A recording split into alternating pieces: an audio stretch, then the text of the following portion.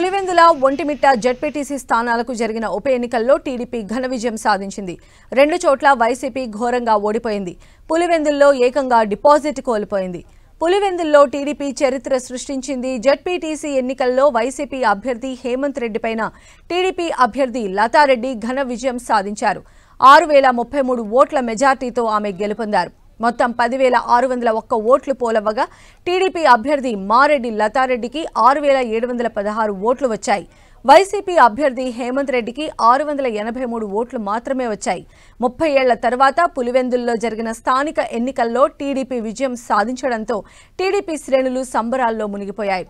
Pulivendula ZPTC ఎన్నికల్లో భారీ మెజార్టీతో గెలిచామన్న మారెడ్డి లతారెడ్డి రాష్ట్రంలో కూటమి సర్కారు అమలు చేసే సంక్షేమ పథకాలే గెలిపించాయని చెప్పారు. ప్రజలు స్వచ్ఛందంగా ఓటు వేసి గెలిపించారని తెలిపారు. ప్రజలు తమపై పెట్టుకున్న నమ్మకాన్ని నిలబెట్టుకుంటామని హామీ ఇచ్చారు. మరోవైపు పులివెందుల్లో ప్రజాస్వామ్యం గెలిచిందని మంత్రి సవిత అన్నారు. వచ్చే ఎన్నికల్లో జగన్ పులివెందుల కోటను బద్దలు కొడతామని చెప్పారు.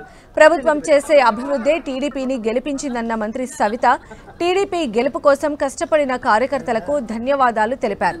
ఇక ఒంటిమిట్ట జెడ్పీటీసీ ఎన్నికల్లో టీడీపీ అభ్యర్థి ముద్దు కృష్ణారెడ్డి విజయం సాధించారు. ఈ ఉప ఎన్నికల్లో కృష్ణారెడ్డికి 12,780 ఓట్లు రాగా వైసీపీ అభ్యర్థి ఇరగంరెడ్డి సుబ్బారెడ్డికి 6,513 ఓట్లు మాత్రమే వచ్చాయి. దీంతో టీడీపీ అభ్యర్థి కృష్ణారెడ్డి 6,267 ఓట్లతో గెలుపొందినట్లు ఎన్నికల అధికారులు ప్రకటించారు. పులివెందుల్లో జెడ్పీటీసీ ఉప ఎన్నికల్లో టీడీపీ విజయంపై సీఎం చంద్రబాబు స్పందించారు. జగన్ అరాచకాల నుంచి పులివెందుల ప్రజలు ఇప్పుడిప్పుడే బయటపడుతున్నారని అన్నారు. పులివెందుల్లో ప్రజాస్వామ్యబద్ధంగా ఎన్నికలు జరిగాయి కాబట్టే 11 మంది నామినేషన్లు వేశారని అన్నారు. 30 ఏళ్ల తర్వాత ఓటు వేశామని బ్యాలెట్ బాక్సుల్లో స్లిప్ వేశారంటే అక్కడి పరిస్థితులు ఎలా ఉన్నాయో ప్రజలు గమనించాలన్నారు సీఎం చంద్రబాబు. పులివెందుల జెడ్పీటీసీగా ఘన విజయం సాధించిన మారెడ్డి లతారెడ్డికి ఫోన్ చేసి అభినందించారు. ఈ విజయం సమిష్టి కృషి అని కొనియాడారు.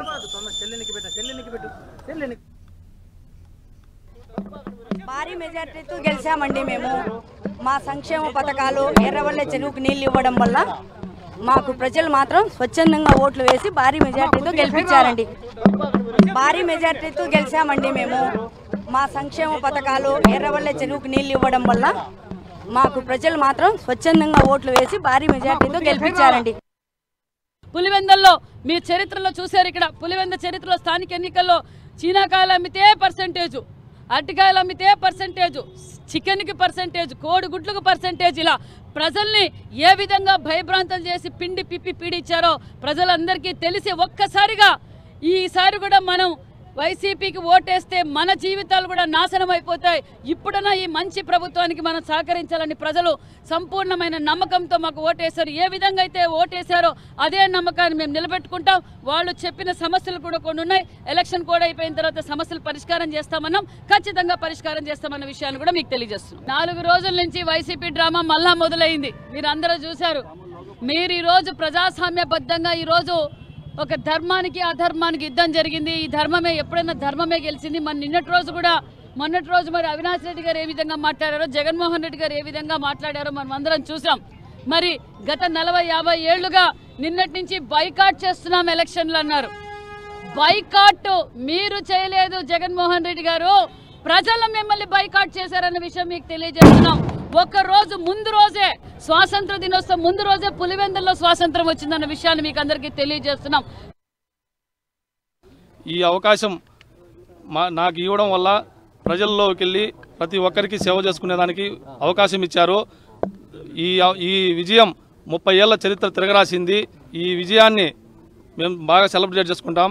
అలాగే ప్రతి ఒక్క ఓటరు ఈ బుద్ధి చెప్పారు వైసీపీ వాళ్ళకి. వాళ్ళు చేసిన అరాచకాలు మామూలుగా చేయలేదు. ఏజెంట్లను లాగడం, కొట్టడం, అలాగే ఎన్నో దౌర్జన్యాలు చేశారు. ఈ అవకాశం ఇచ్చిన ప్రజలందరికీ నా ధన్యవాదం.